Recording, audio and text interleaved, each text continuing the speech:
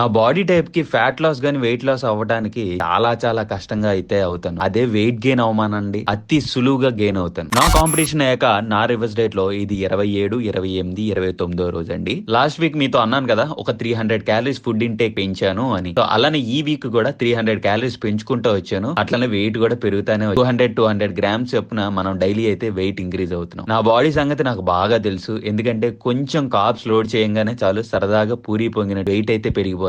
ఈ reverse diet లో నేను అనుకున్న టార్గెట్ అయితే అచీవ్ చేసాం. నెంబర్ 1 వచ్చి మీతో ఫస్ట్ డే 1 లో ఏదైతే చెప్పానో, నేను ఐడియల్ ఫ్యాట్ పర్సెంటేజ్ తీసుకొస్తానని చెప్పేశాను కదా, సింగిల్ డిజిట్ ఫ్యాట్ అయితే తీసుకొచ్చాను ఈ సిరీస్ లో. నా కాంపిటీషన్ టైంలో చాలా హార్మోనల్ చేంజెస్ అయితే వచ్చినాయి. అది కూడా చాలా వరకు సెట్ చేసుకున్నా ఈ రివర్స్ డైట్ లో. నెక్స్ట్ రానున్న రోజుల్లో బాడీని ఎలా మార్చబోతున్నాను, ఏం చేస్తున్నాను, ఏం చేస్తే బాడీని ఇంకా బెటర్ కండిషన్ తీసుకురావడానికి ఏం చేస్తున్నాను అని చెప్పేసి మన ఆఖరి వీడియో డే 30లో అప్డేట్స్ అయితే ఇస్తాను. అప్పటి వరకు స్టే ట్యూన్.